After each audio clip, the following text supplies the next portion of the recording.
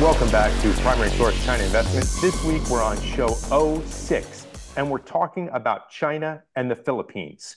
But we can't talk about China and the Philippines without talking about the South China Sea. We're going to put this map up, and you don't have to be a cartologist to see that there will be disputes in this map. This is an area where $3 trillion in shipborne trade needs to be secured. And here's perhaps the real issue. There is a mean estimate of 2.1 billion barrels of petroleum and a mean estimate of 8 trillion cubic feet of natural gas. Furthermore, the largest of these deposits are located near the Spratly Islands, which of course make that location the most contested. Just a brief rundown of all the countries that have some claims in the South China Sea. Brunei, in alphabetical order. Brunei, China, Indonesia, Malaysia, the Philippines, Taiwan, and Vietnam all have various claims. And since these countries cannot or won't abide with legal decision, they've taken to risky military maneuvers on the high seas. The most frequent and serious have been conflicts between China and the Philippines. A quick note here, lest our comment section, lest we be called biased, or as somebody called us, propagandists, I have no idea for whom, the Philippines did bring a case to the Permanent Court of Arbitration in The Hague. Before the ruling, China was adamant, saying that they will not accept, they will not participate, and they will not recognize or implement any decisions. Why did they do that? Because China is entitled to choose its preferred means of dispute resolution, a legitimate right under international law. Moreover, the Philippines case was inherently flawed for a lot of legal reasons, and we're not going to get into that. But instead of taking a reasonable approach and choosing a preferred dispute resolution forum, China simply said, screw it, and continued to recognize their own maps, which have a spurious history themselves. So that's how we got here. One more piece, and then we'll get to the trade, I promise. The election of Ferdinand Marcos Jr., Bang Bang, ushered in a more assertive posture to counter China's sweeping claims of the disputed South China Sea. Tension came to a head last year when the Philippines also ramped up its rotation of troop and resupply to this BRP Sierra Madre, a rusting warship that they deliberately grounded in 1999 to serve as a military outpost in the second Thomas Shoal of the Spratly Islands. We've all seen the pictures of the water cannons and the bigger ships blocking smaller vessels. There absolutely needs to be a diplomatic solution. Unfortunately, what China calls win-win usually means two wins for China. So what's at stake? And this is the point we wanted to get to. Plenty.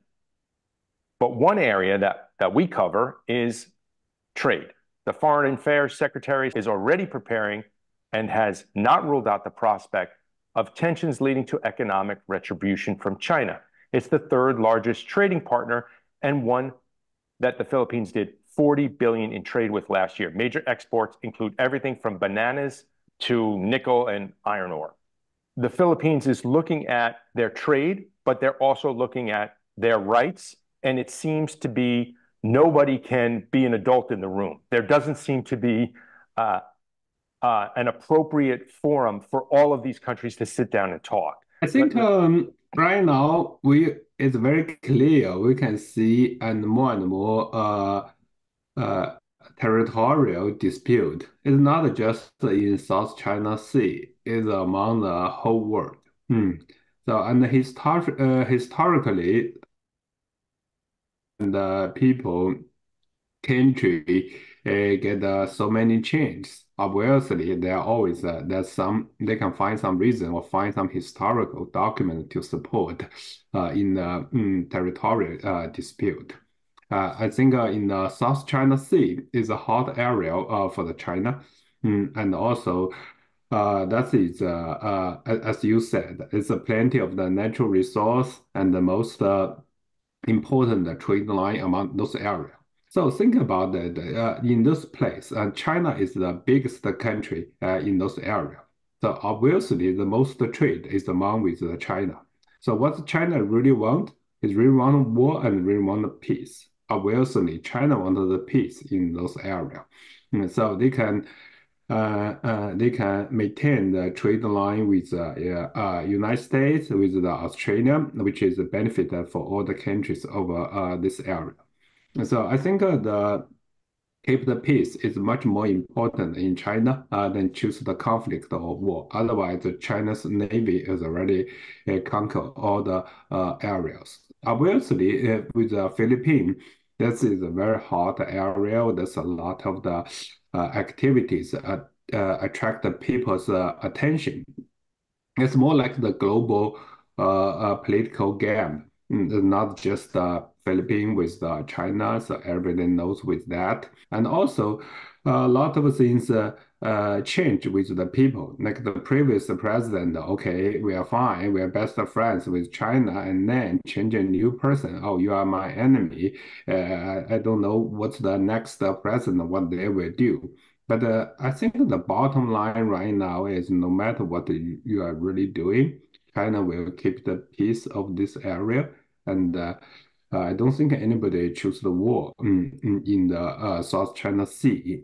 Yeah, we talk a lot about sort of this growing the pie.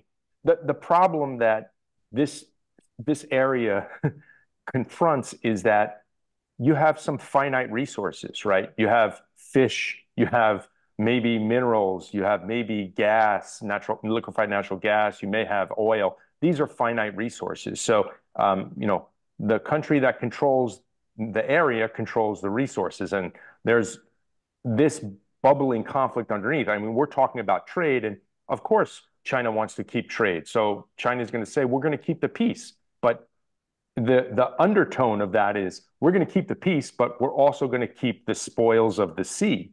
And that's where people's, special economic, everybody has a 200-mile economic zone. And, a lot of these countries have been complaining that China's been either fishing or coming into their zones. So I'm not taking sides here. I'm just saying this is what it is. And these are the disputes. And the problem we have is there is no recognized resolution settlement location that everybody can agree upon. So what that means is, Yeah, I think that's you definitely raised a great point. So I think most of Western people think that China try to keep the boiling water in those areas, but in our understanding, China really try to reach the agreement with those countries. Philippines is really honestly is not a very important trade partner with China. So.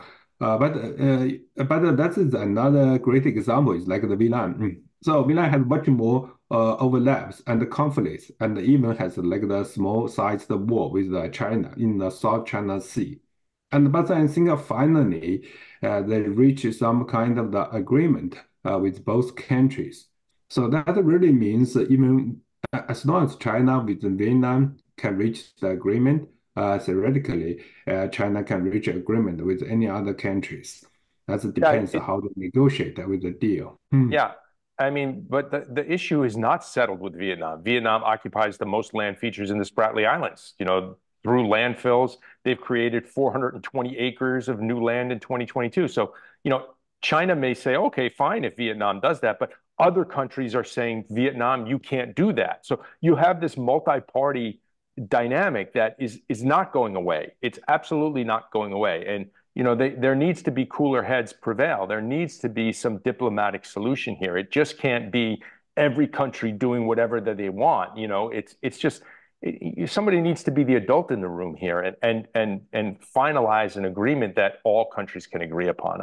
I mean, it's easy to Yeah, say. I know it's hard to do. I think this is an old problem for many years. But the problem is if the country change the leader, they may or may not take the agreement like the previous government. They just can start the dispute right away. Okay, I won't do it again. So it could be back forth so many times. Yeah, So I mean that's the same that's thing with the theoretically they can do whatever you want if the sovereign countries. So each countries then like the Philippines, a good example. I make an agreement, a new president, I disagree with that. Maybe another guy, okay, the previous president is wrong. Okay, I will back to the friends with China. Okay, another one is good. No, I still want my old territory from the whatever book. So that could be never end. Yeah, yeah. I don't know how that could be Yeah, solved. I mean, but all governments do that, right? I mean, all governments Yeah. do that. So, so finally, the dark shadow maybe in the background is the U.S. is looking after its own interests as well, and they're more than happy to join or more accurately help create such alliances as AUKUS, Australia, the UK, and the U.S., the Quad, the U.S., Australia, India, and Japan, and the newest quadrilateral grouping, the US, Australia, Japan, and the Philippines. Let's call all these what they really are. A, B, C. Anybody but China. And it reminds me of the Arthur C. Clarke quote, how inappropriate we call this planet Earth when it's clearly ocean. So we should take better care of it. And with that, we're going to leave you with show O6, and we'll see you next week. Thank you.